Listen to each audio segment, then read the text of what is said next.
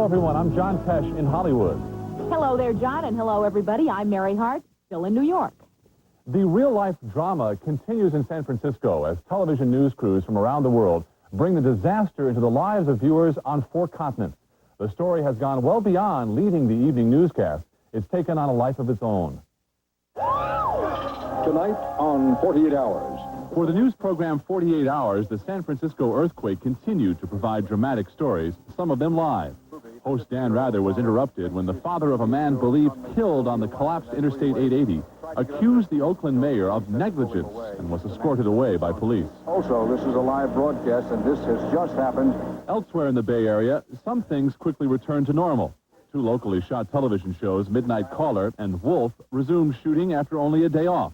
But no one can forget what happened. Right after I got outside the building, I heard a large whoosh and looked up, and it's what turned out to be a building that had collapsed over in the Mission District. We started hearing a rumble, and about 5 seconds into it, everything shut down.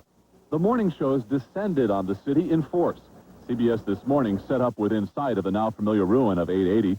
NBC's Today Show at the Moscone Center and ABC's Good Morning America on the roof of station KGO overlooking the bay.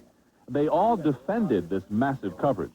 It's the kind of story, I think, that really affects people, and so it was never a question. Viewers have told us that these are stories they care about, and we can really do a better job when we're actually on location. I don't think it magnifies it unfairly. I think what it does is say this is very important. We know, in fact, that even if we didn't come here, the people of this country are very interested in what's happening and want to know what lessons they can learn from it. And San Francisco, in many ways, is everyone's city. There's no telling how long the streets of San Francisco will continue to be filled with news crews, some from as far away as Australia, but probably as long as one of the biggest stories of their lives continues to unfold. There's obviously been some serious damage to the city, and we are trying to stay out of the way but report what's going on. Neither Midnight Caller nor Wolf plan to include the real-life drama of the earthquake in future episodes of their series. John, wherever Julio Iglesias performs in the free world, his musical reputation precedes him, and concert crowds are standing room only. But what would his reception be behind the Iron Curtain? Julio Iglesias took his musical mission to Moscow to find out, and Entertainment Tonight went along for exclusive coverage of the unprecedented event. Correspondent Janet Langhart files today's inside story from the USSR. Встречайте, дорогие друзья, для вас поет Julio Iglesias. Except for the introduction in Russian, the scene could be anywhere. An enthusiastic crowd welcoming Julio Iglesias. But this was unmistakably Moscow. And in the shadow of the Kremlin in Red Square, a man whose music is known worldwide paid a first visit to the Soviet people. Not too long ago, the Soviets would not allow Western cameras here in Red Square. But today, the new era of openness or glasnost allows our cameras to be here, and it brings such foreign artists as Julio Iglesias. And the Soviet people have welcomed him with open arms. Julio began his tour of the Soviet Union by selling out 3 nights at the 10,000-seat Luzhniki Sports Arena in Moscow. His tour was a benefit for UNICEF. It was also a chance to speak to the Soviet media and to the international press. Julio chose to do so in English rather than Spanish. I'm very, very proud to be for the first time in my life in Russia. Now, this is your first time here in the Soviet Union. Is it what you expected? Russians are Russians, and they're proud to be Russians, and I understand that. And I'm not here to judge any situation. I'm here to love the people and to share my music, and that's the main thing. And we are human beings all together.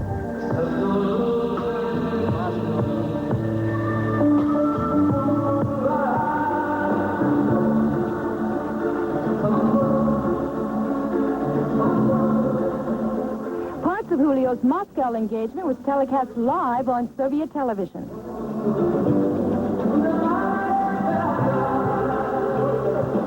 I'm excited because this is a new country in my life, and they live in a historic moment, and it looks like we are in the middle of that historic moment. It's nice.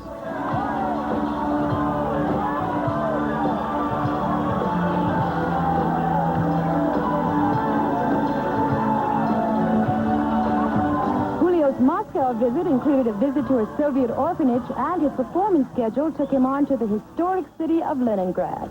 On tour with Julio Iglesias and the Soviet Union, I'm Janet Langhart for Entertainment Tonight.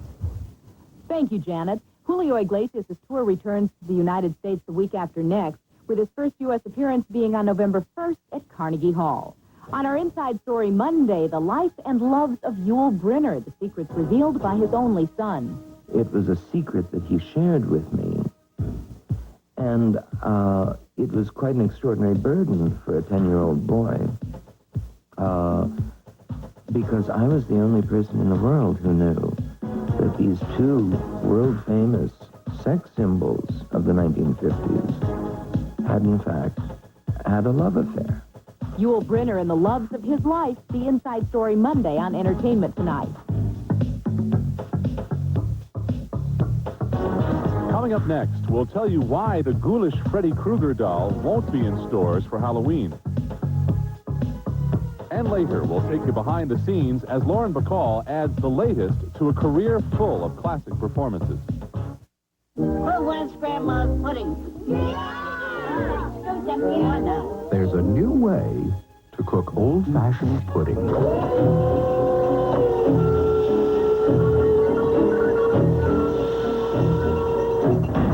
In the microwave, with Jell-O microwave pudding, the rich, creamy taste of cooked pudding. Grandma, your pudding is the best. New Jell-O microwave pudding, old-time taste in no time.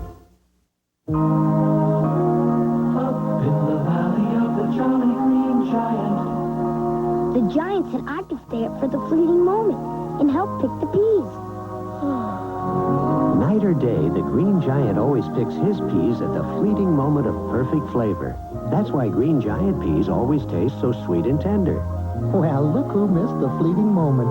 Sweet dreams, Sprout. Ho, ho, ho. Green Giant.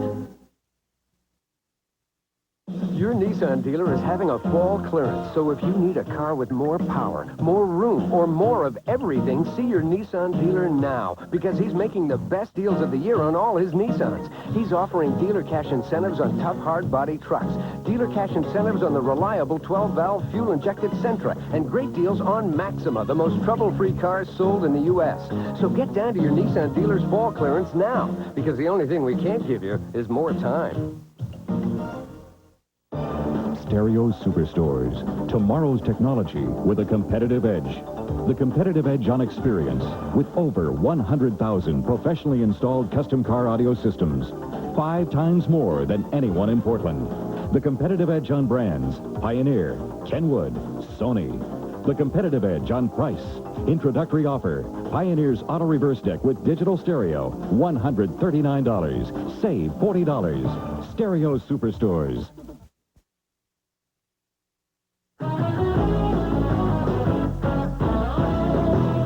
The Freddy Krueger doll, based on the character from the Nightmare on Elm Street movies, seemed destined to be a big hit with kids this Halloween and Christmas. Now plans to sell the doll have been derailed. It seemed like the perfect time for Freddy Krueger, Halloween. Matchbox Toys had announced plans last month to market a Freddy doll based on the nightmarish character. But those plans have been dropped. After reportedly putting out 40,000 dolls already, Matchbox is not filling any more orders, possibly due to pressure from the Reverend Donald Wildman and his group, the American Family Association, which has called the doll a product of a sick mind and objected to its violent connotations. But feelings about the doll at this store in Washington, D.C. were not as negative. He's too violent. He doesn't do anything. How can he be violent? The Freddy Krueger stuff is selling very good for us for Halloween. We haven't had any kind of complaints at all. But for the time being, the Freddy doll is being laid to rest. On another horror film front, fans of the Texas Chainsaw Massacre movies will have to wait for the latest installment in the gory saga. The movie was given an X rating for violence. The producers are delaying release so they can re-edit it to get an R rating. John? NBC wants to see its new TV movie rated F for fun. Class Cruise could best be described as fame meeting the love boat. High seas hijinks for high schoolers. Honey, you've got your C6 pills? In Class Cruise, Mark Price, Richard Mall, McLean Stevenson, and Michael DeLuise are among the cast members in this seafaring comedy about students from rival high schools who spend a highly educational semester aboard a floating campus. What'd you do that for? I'm here for the education, not the guys. Actually, it's the English translation of the foreign film Das Boot. Das Love Boot is pretty much what's going on here. It's kind of a teen love boat, actually. You got me right in the middle of a change, by the way, but it's all right. I don't mind. Anything to get on camera. Hello, Deborah. How you doing today? Naturally, this education takes place both inside and outside the classroom. Hey, Mark. Filming took place before and during an actual cruise to Mexico, which the cast found interesting, to say the least.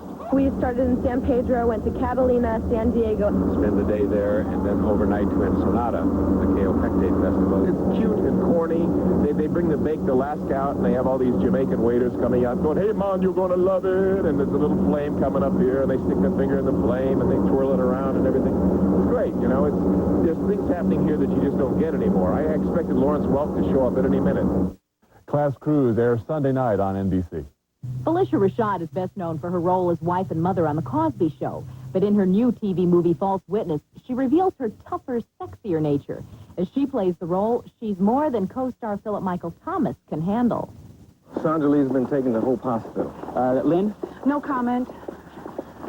Looks like we're in for some media time. It's just what we need.